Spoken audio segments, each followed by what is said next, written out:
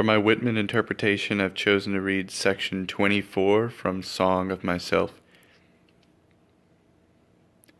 Walt Whitman, a cosmos of Manhattan the sun, turbulent, fleshy, sensual, eating, drinking, and breeding. No sentimentalist, no stander above men and women or apart from them, no more modest than immodest. Unscrew the locks from the doors, unscrew the doors themselves from their jambs. Whoever degrades another degrades me, and whatever it is done or said returns at last to me. Through me the afflatus surging and surging, through me the current and index. I speak the password primeval, I give the sign of democracy. By God, I will accept nothing which all cannot have their counterpart of on the same terms. Through me many long dumb voices, voices of the interminable generations of prisoners and slaves, voices of the diseased and despairing, and of thieves and dwarves, voices of cycles of preparation and accretion, and of the threads that connect the stars, and of wombs and of the father stuff, and of the rights of them the others are down upon, of the deformed, trivial, flat, foolish, despised, fog in the air, beetles rolling balls of dung. Through me forbidden voices, voices of sexes and lusts, voices veiled and I remove the veil, voices indecent by me clarified and transfigured.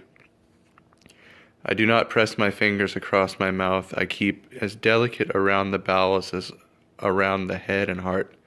Copulation is no more rank to me than death is.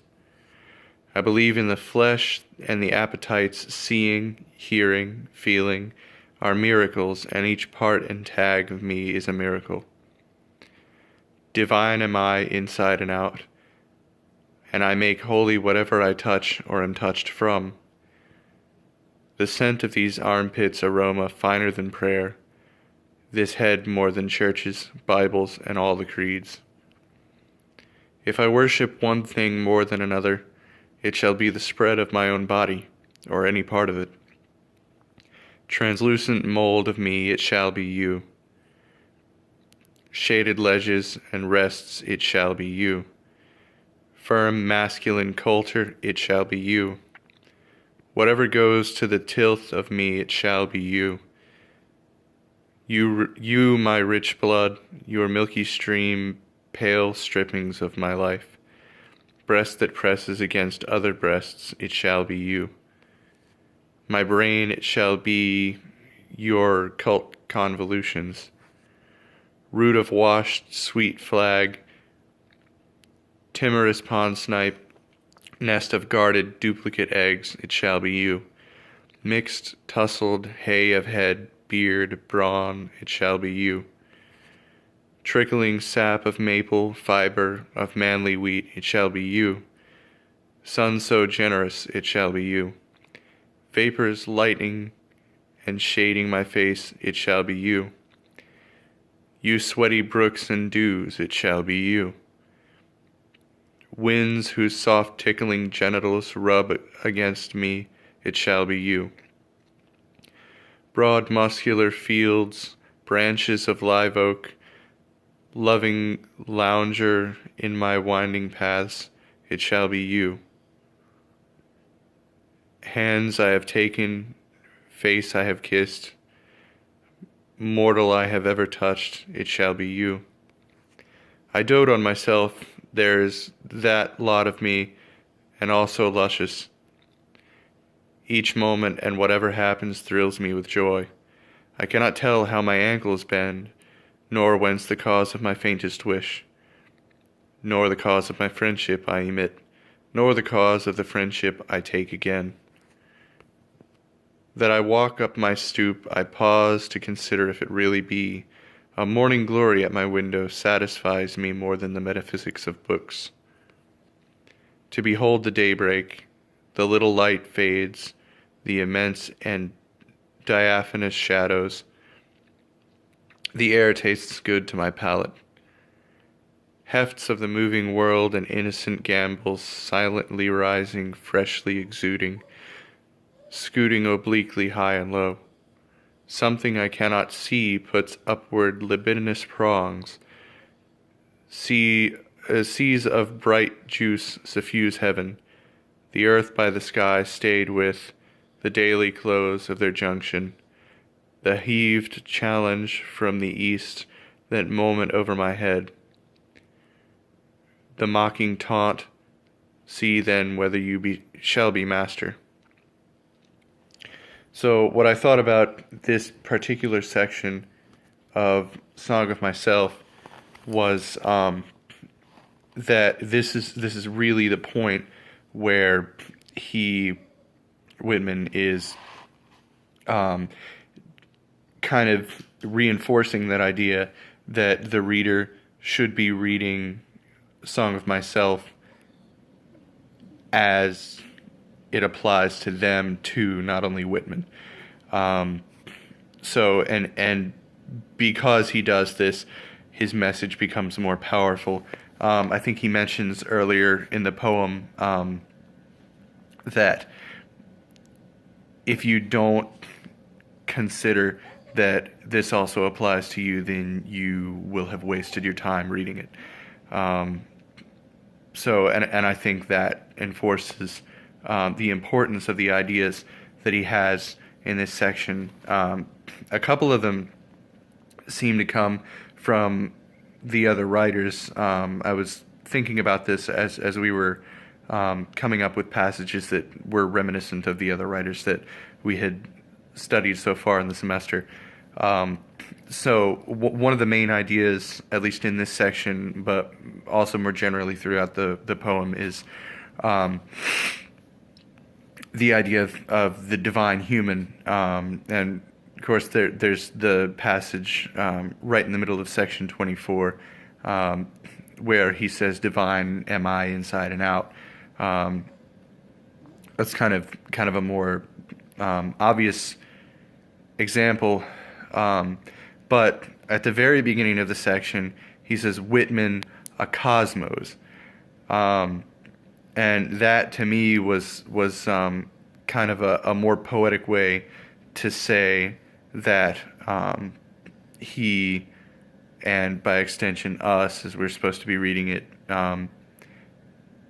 is a celestial being, which is one of those capital R romantic ideas as well. And then there's also some of the ideas in the section are really reminiscent of Margaret Fuller. So he really enforces that idea, men and women. I don't think there are many points, if any at all, where he just says men. Of course, he says I all over the place, but that isn't necessarily meant to mean him as a male or him as any other characteristic that he would have that doesn't also apply to the reader. And then there's that point where he says to offend one is to offend another, and I think that's supposed to be meant on not only levels of gender and of different categorizations, but just enforcing the idea of people as kind of this community of individuals. So there's it's not just him, and it's not just anyone else. It's everyone. It's something that runs through humanity. There's also there's evidence of other capital R romantic themes running throughout. For example, the bit where he says, "I know not how my angles work, but he finds joy in that." So experience is valued over over mundane scientific knowledge, if that makes any sense. He also right after that, he has that line about, he says, "A morning glory out my window satisfies me more than the metaphysics of books." That, to me, sounds like something straight out of a Wordsworth poem, to connect back to the romantic ideas of British Romanticism there. So, and then he's also got, he uses romantic imagery to describe himself. So even though he reiterates that it's a poem focused on the self, he uses these images, like describing his arms as tree branches, and things like that, to kind of reinforce the connection that the self has with nature. So it's not just a human self, or it is a human self, but by definition the human self is going to have some sort of romantic inspired connection to nature. And so with overall, I think this particular section is representative of one of the larger themes of Song of Myself, which kind of shows Whitman to be an ideological melting pot of all the previous romantic thinkers and writers like Emerson and Fuller and Hawthorne. So he seems to have, or seems to display, a kaleidoscope of the romantic ideologies. So personally, I think that it was really great reading this after having read all of the writers that we've studied before.